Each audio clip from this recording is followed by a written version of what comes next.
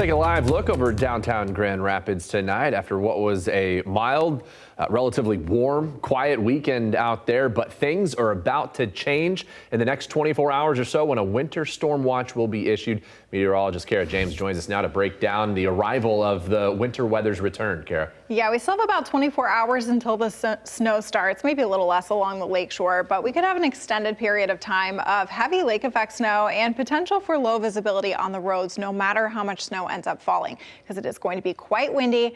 And then the cold too. Going into Thursday, that's going to be very cold. We're talking teens for high temperatures. Very, very cold compared to right now.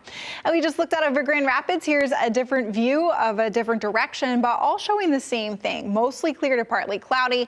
Temperatures still in the 40s right now for Grand Rapids, which, considering our average high is 38, we are still very warm. We've only fallen 7 degrees from our high today.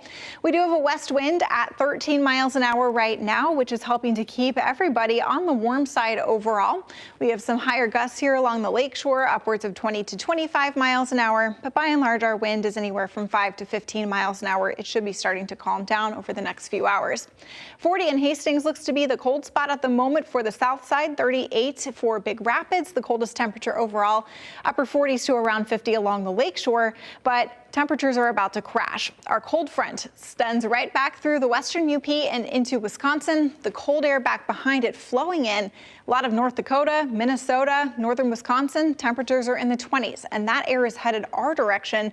By the time we get to tomorrow midday, we'll be feeling the first of the cold blast, but the bigger burst of cold air, in the upper levels at least, comes in late Wednesday into Thursday.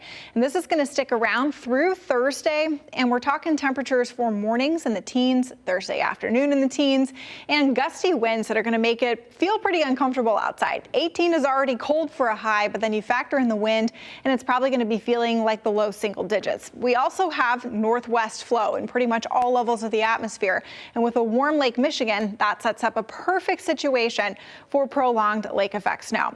So our winter storm watch is highlighted here in blue. It goes into effect tomorrow at 7 p.m. and it lasts through Thursday until 7 p.m. 3 to 5 inches of widespread snow along and east, I think, of the 131 corridor. Heading west, you very quickly will start to ramp up those totals. 6 to 8 inches overall likely, but there is a corridor here highlighted between Hart, Muskegon, and Holland, where we could see upwards of maybe 10 to 12 inches of snow, depending on where those bands set up, which is always kind of the tricky part. But certainly, the closer to the lakeshore you get, north and west is where those higher totals will be. The farther east you go, they will taper off, and then down to the south as well. Kalamazoo may also see around 3 to 5 inches of snow, but further south than that, totals will drop off. Temperatures overnight right near freezing, a little warmer along the lakeshore, but nothing to worry about for tonight. Even into tomorrow, through the middle of the day, we should still be dry. But with the cold front coming through in the middle of the day, it doesn't allow for much warming. So our highs will be around 37 tomorrow. And that's even warm considering what's coming for the middle of the week. All right, so timing out the snow, you can see here, stopping the clock around 3 o'clock. There is a little bit of lake effect snow, but it doesn't really start to ramp up until the evening and the overnight. That's when the northwest flow and the warm waters of Lake Michigan will interact with all of the cold air in place, helping to produce some isolated, very intense lake effect snow bands at times. Wednesday morning, Wednesday during the day, Wednesday evening. Those are going to be problematic times on the roads from the falling snow, from the blowing snow, and especially towards the lakeshore. It could be a very difficult and dangerous travel time frame there.